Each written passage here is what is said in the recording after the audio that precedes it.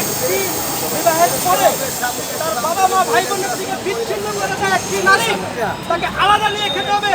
10 মাস 10 দিন গর্ভধারণ করার পরে সেই সন্তানকে নিয়ে মা সংসার করতে পারে না, মাকে দেখে না, বাবাকে দেখে না, ভাই বোনকে দেখে না।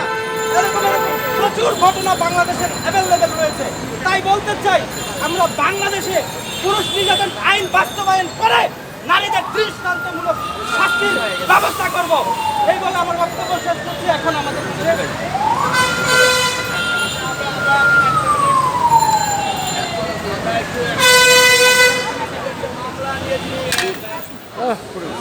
হাতে রয়েছে পানিতে ফেলে দিয়েছে।